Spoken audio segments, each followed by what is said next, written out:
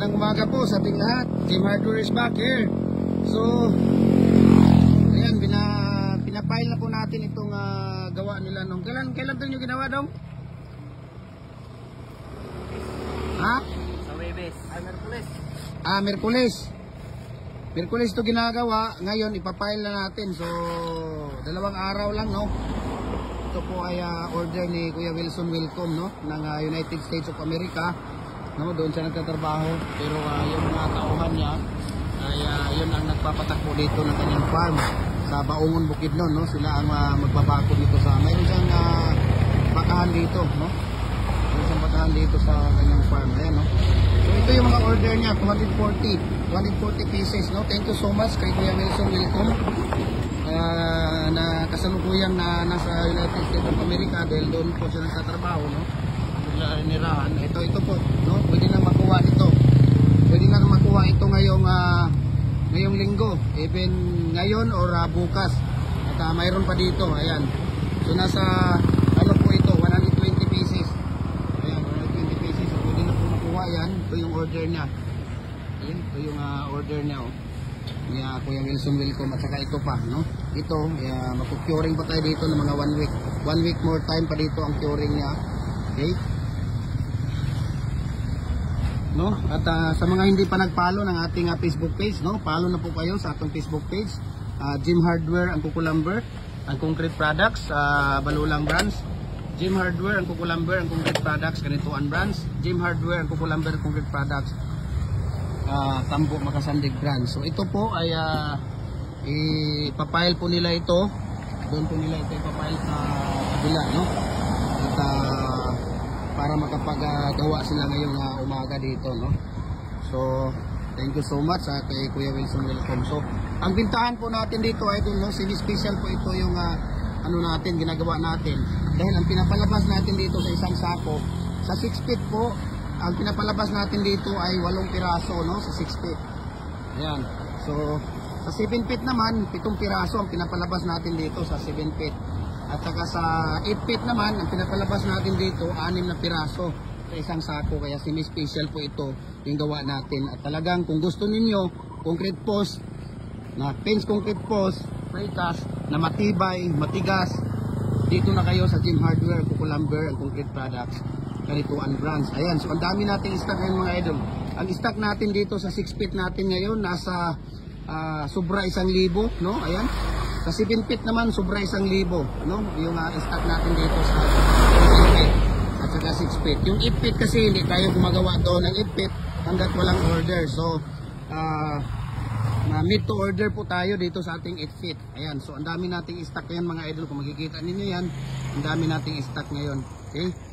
Dami nating stock ngayon na 6 at saka 7 feet. Ayan, no? Nasa sobra 2,000 ang stock natin ngayon. Napaka-season na po ito, anytime. Pwede na pong ma-pick up ito anytime. Ayan. So sa makauna lang, no? Kung sino yung mas unang nakapag-reserve, unang nakapag-bayad, yun po ang una natin mapagbibigyan, no? Kasi ready for pick up na po ito. Ayan. So ito po ay order ni Kuya Wilson Welcome, no? Ayan. So ang gamit po natin dito na rebar mga idol ay 8mm na standard. Number 16 na tie wire ang gamit natin dito. Ang buhangin naman natin dito ay screen sun. Kaya rest assured na ang aming concrete post talagang matibay. Kung gusto niyo quality na quality po. Ayan. Makikita ninyo dito lang kayo sa Jim Hardware ang Kukulamber ang concrete products. Ayan. So tingnan natin ha. Pangalawang araw na ito ngayon, no? Pangalawang araw. Tingnan natin kung gaano katigas yung ating fence concrete post. Tingnan natin kung gaano katigas at doon nila to ilalagay, okay? Makabalik talaga yan siya lalo na mahaba, o di ba? Kung makikita ninyo talagang napakatigas po, no? Pangalawang araw pa lang po yan at napakatigas na po ng ating fence concrete post. Yan po ay diyan nila ilalagay yan. Okay? Diyan po nila ilalatag. So, pangalawang araw, no? Kung hindi pa po matigas, kung hindi po maganda at hindi quality ang ating gawa, yun po ay bali na, no? Sa pangalawang araw. Sa pangalawang araw, no? Pwede na natin yan na ayan, may magkukuha na naman ng concrete post natin. Ayan, no? Sila. Okay, so ito po, no? Napakatigas po siya, mga idol. Gusto ninyo quality, tigas, dito lang yan, no, idol. Gym Hardware ang dinadala namin na pangalan dito. So please, kung sino yung pwede nyo kami makontak sa ating Facebook page. Ang ating 6 feet dito, mga idol, 200 po, no? 200 ang ating 6 feet dito na bintahan. Wholesale price po yan, pick up price po. Ang ating 7 feet naman, 230. Ang ating 8 feet naman, 280, no? Yan po ang bintahan natin dito sa ating pins concrete post dito sa Gym Hardware, ang Kukulamber Concrete Products, Kanituan Brands, Gym Hardware, Kukulamber Concrete Products, Tambo Magasanding Brands, Gym Hardware, Kukulamber Concrete Products, Balulang Brands, no? PM lang kayo, I will share the price list. Regarding po dito sa mga molder natin, yes, we can customize as per sa inyong design ng mga pins na mga concrete molder. So, nagpapadala tayo Luzon, Visayas, Mindanao, lalo-lalo na sa ating bricks molder, sa ating pins concrete post molder, hollow blocks, commercial at saka standard, decorative, mga precast, baluster, lahat po ng klase mga concrete products we can ship nationwide po, no? Walang problema. Through lead cap, door to door po ang ating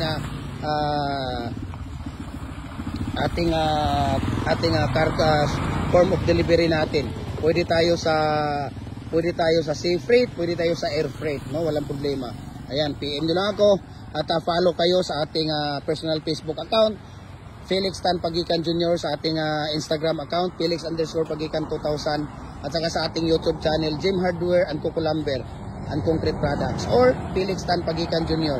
Ayan, follow kayo doon para mas updated kayo sa ating mga bagong video, no? Dahil tayo ay nagsishare ng ating mga ratio, paano natin ginagawa ang pins concrete post, paano natin ginagawa ang culvert, no? Especially sa RCPCI pipe culvert, no? Mga molder mula 6 inches hanggang 85 inches po, nagbibinta tayo doon.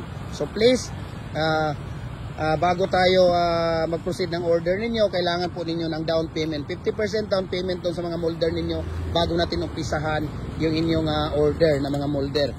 Bago natin ipapadala, kung natapos na ang fabrication, ipapadala nyo muna ang shipping fee, estimated shipping fee, at saka yung kulang ninyo na 50%. At kung may kulang man doon sa shipping fee ninyo, aabunuhan ko muna at depende kung magkano ang babayaran niyo dahil mayroon namang airway bill receipt na ibibigay ng lead cap, okay?